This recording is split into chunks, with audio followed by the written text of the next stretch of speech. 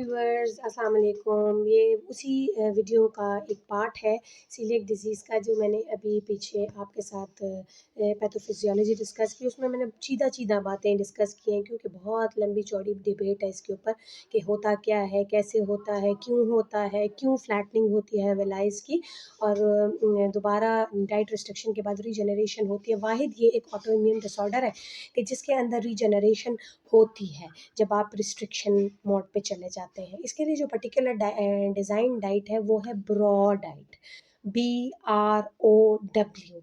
सारे कैपिटल हैं, B for barley, R for rye, O for oats and W for wheat. वी इस तरह होता है कि ओट के पे एक डिबेट है, तो ये एक पॉइंट है जो मैं अभी आपके साथ डिस्कस कर लूँ। पहले भी मुझे कहा है, और एक मेरे डॉक्टर साहब ने मेरे साथ एक शेयर किया था लिस्ट, और उसमें था कि ओट जो है वो रिस्ट्रिक्टेड नहीं है, और आप लोग डाइट में रिस्ट्रिक्ट करते हैं। उसके पीछे रीज़न क्या है? ओट रिस्ट्रिक्टेड क्यों की गई है? उसकी वजह यह है कि ओट की प्लांटेशन जो है, जो फील्ड्स हैं, वो बिल्कुल आइसोलेटेड नहीं है वीट से। ठीक है, ये फैमिली तो इन्हीं की है, वीट की, बार्ले की, राय। बार्ले और ओट में ज़्यादा डिफरेंस नहीं है।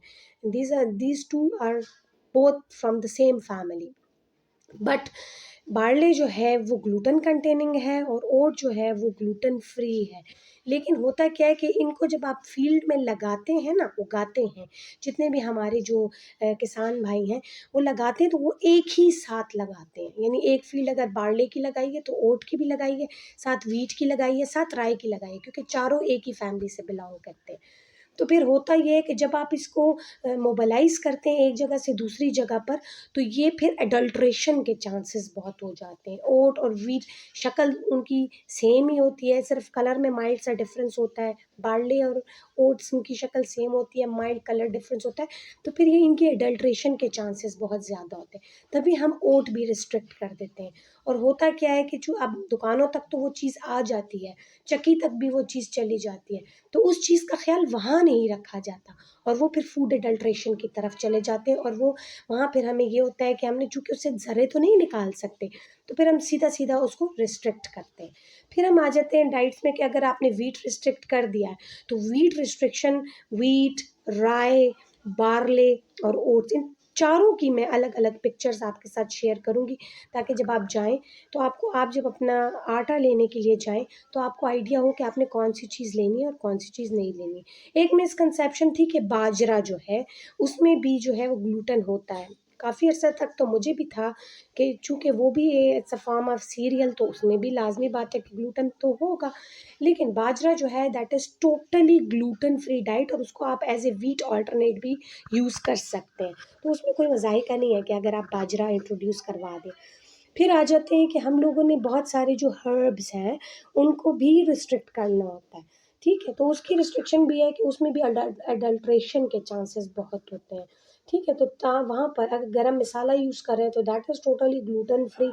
लेकिन आपने मेक श्योर करना है कि उसमें, चूँकि बहुत सारी चटनियों में, बहुत सारी जगहों पे अचारों में, बहुत सारी जगहों पर आप कह सकते हैं गरम मसालाज़ में, और ये एक स्टार्ची गरम मसाला तो नहीं, लेकिन इसको फूड एडल्ट्रेशन चूँकि बहुत कॉमन है हमारी सोसाइटी में, तो उसमें ये होता है कि फिर ये वज़न बढ़ाने के लिए, स्टार्च देने के लिए, थिकनिंग एजेंट के तौर पे व्हीट स्टार्च यूज़ करते हैं। तो आपने ये मेक श्योर करना है कि उसमें व्हीट स्टार्च ना, उसमें कॉर्न स्टार्च ऐड हुआ हो। और आपके वज़न को बढ़ाने के लिए उसमें व्हीट के ज़रात ना पीसे गए हों, या राय के या बार्ले के, इन चीज़ों के। तो ये चीज़ें आपने ज़रा कंफ़र्म करनी है। वैसे अगर आप डाइट को देखें तो उसमें आपने जो रिस्ट्रिक्टेड मोड पे जाना है, कि जो चीज़ें रिस्ट्रिक्ट करनी है, अगर कंफ़र्म हो गया पेशेंट कि जी ये सीलिएक डिज़ीज़ है, तो रिस्ट्रिक्ट आपने क्या-क्या करना है, कि आपने वो माल्ट्स, यानी वो कोल्ड ड्रिंक्स, वो देखनी है कि जिसके अंदर आपके पास वो जैसे आबे जौ टाइप की ना, जौ ना हो। ठीक है, फिर आपने अपना व्हीट तो टोटली जिसमें रोटी है वो रिस्ट्रिक्ट हो गई। बेकरी प्रोडक्ट्स आपने देखने हैं जिसमें व्हीट इन्वॉल्व है, वो आपने रिस्ट्रिक्ट करनी है। जौ इन्वॉल्व है, बार्ले इन्वॉल्व है, और ओट्स इन्वॉल्व है। ठीक है, आपने समोसे, नमक पारे, सवैयाँ, हलवा, निशास्ता, सूजी, ये चीज़ें रिस्ट्रिक्ट करनी है। बाज़ार की वो चटनियाँ, जो चटनियाँ आपकी जो है थिकन्ड इन नेचर है, वो कंफर्म करना है कि उसमें स्टार्च कौन सा ऐड है, व्हीट स्टार्च है या कॉर्न स्टार्च है। As a thickening agent. चूँकि ये इलास्टिक मैंने आपको बताया ना कि चूँकि ग्लूटन है वो दो स्मॉल प्रोटीन्स पर मुश्तमिल होता है, एक ग्लाइडिन होता है और एक ग्लूटानिन होता है। ग्लाइडिन जो है वो एक स्टार्ची मीडियम देता है और ग्लूटानिन जो है वो एक इलास्टिक मीडियम देता है। तो जब ये हाइड्रोजन के साथ अटैच होता है, जब ये आप लोग इसको पानी को साथ मिलाते हैं तो ये मीडियम्स आपको प्रोवाइड करता है, ठीक है ना। आपने पर करना क्या है कि आपने ये चीज़ें चेक करनी है कि जो आपके बाज़ार की चटनियाँ हैं उसमें थिकनिंग एजेंट कौन सा है। फिर आपने ये देखना है कि जिस मशीन से आपका चक्की का आटा निकल रहा है, आया आपका ज्वार का आटा या ग्रेन्स या मेज़ हम कहते हैं, उसका आटा तो नहीं निकल रहा है, क्योंकि आपको मेज़ रिस्ट्रिक्टेड नहीं है, ठीक है जी। आपने फिर ये देखना है शवारमाज़, बर्गर्स, इन चीज़ों की रिस्ट्रिक्शन करनी है। पिज़्ज़ाज़ कि उसमें डो किस जगह से ली गई है, व्हीट से है, बार्ले से है, ओट से है या राय से है। ये 4 चीज़ें रिस्ट्रिक्टेड है, व्हीट, बार्ले, ओट एंड राय। तो जिस फूड में इनकी मिलावट है या ये ऐड हो रहे हैं, तो वो चीज़ आपकी आपके डाइट में फुली रिस्ट्रिक्टेड है, ठीक है। पहले एक ट्रेंड था, पहले जो हम डाइट प्लान करते थे तो उसमें चूँकि हम लोग ये बायोकेमिकल टेस्ट और आपके जो बायोप्सीज़ हैं वो नहीं करते थे, तो हम ट्रायल और चैलेंजिंग फेजेस पे चले जाते थे। हम कंप्लीटली ग्लूटेन रिस्ट्रिक्शन 15 दिन की या 3 महीने की करते थे। फिर अब जाके हम चूँकि कंफर्म डायग्नोसिस करते हैं और कंफर्म डायग्नोसिस में क्योंकि कंप्लायंस जो थे वो पुअर आना स्टार्ट हो गए थे और उसका नतीजा ये होता है कि ग्रोथ रिटार्डेशन शुरू हो जाती है अगर हम ये ट्रायल और चैलेंजिंग फेज में जाना शुरू हो जाए। तो फिर हमने कंप्लीटली रिस्ट्रिक्शन कर दी टिल द एडल्टहुड। हम कहते थे कि बस इसको अब रिस्ट्रिक्ट कर देते हैं और हम फिर उसके रिजल्ट्स देखते थे। उसके ऑल्टरनेट्स हम देते थे कि ये ऑल्टरनेट आप ये खाएँ, ये खाएँ, ये ना खाएँ। जो चीज़ें आपको अलाउड है, ठीक है? अलाउड चीज़ों में आपके पास आ जाता है कि आपने हर किस्म की सब्ज़ी देनी है, हर किस्म का फ्रूट देना है, हर किस्म का गोश्त आप दे सकते हैं।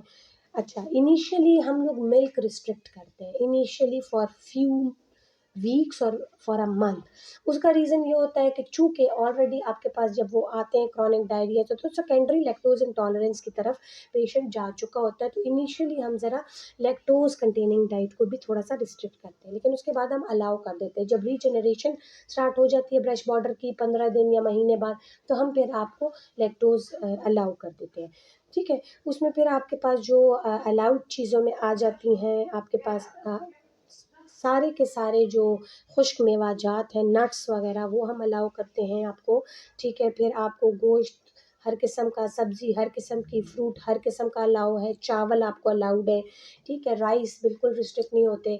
इसके अलावा आपको तमाम वो खुराकें जिसके अंदर ग्लूटेन नहीं होता या कोई अडल्ट्रेशन नहीं होती या किसी किस्म की मिलावट नहीं होती, तो वो सारी डाइट्स आपको अलाउड है। एंड पे मैं आपके साथ वो पेपर भी शेयर करूँगी कि जिसके अंदर वो डाइट्स जो लिखी हुई हैं, जो हमारी कम्युनिटी में यूज़ हो रही हैं, जो मेरे सराउंडिंग में इस्तेमाल में हैं और उसमें ग्लूटेन की मिलावट है, तो वो चीज़ें मैंने उसमें मेंशन की हुई हैं। हो सकता है आपके कम्युनिटी में वो चीज़ें ना हों, ठीक है। तो आपने वो और कोशिश करें कि आप पहले जो भी आप डाइट लें उसके ऊपर आपने उसका जो एक लीफलेट गिवन होता है, जो उसका आपके पास एक कॉम्पोजिशन, तो उसमें आपके पास व्हीट या ग्लूटेन कंटेनिंग ना हो।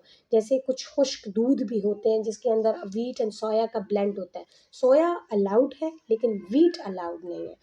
होपफुली कि मैंने आपको डाइट कंप्लीटली बता दी होगी। कोई चीज़ अगर रह गई है तो आप क्वेश्चन कर सकते हैं। जैसे आप लोगों के मुझे मैसेजेस रिसीव होते हैं वीकेंड्स के ऊपर, ठीक है। और उन मैसेजेस में आप बाकायदा फरमाइश करते हैं कि मैडम ये चीज़ डिस्कस करें, ये चीज़ आप ना करें, ठीक है। इस चीज़ को आप एक्सप्लेन करें। तो मैं इंशाल्लाह कोशिश करूँगी कि आपके साथ हर चीज़ डिस्कस करूँ, आप तक वो तमाम नॉलेज पहुँचाऊँ जो थोड़े बहुत आप को पता नहीं है। अल्लाह हाफ़िज़, अपना ख़्याल रखिएगा और क्वेश्चंस साथ-साथ आप लोग वो कमेंट बॉक्स में छोड़ दिया करें कि क्या-क्या चीज़ें मुझे मज़ीद ऐड करनी चाहिए। अल्लाह हाफ़िज़।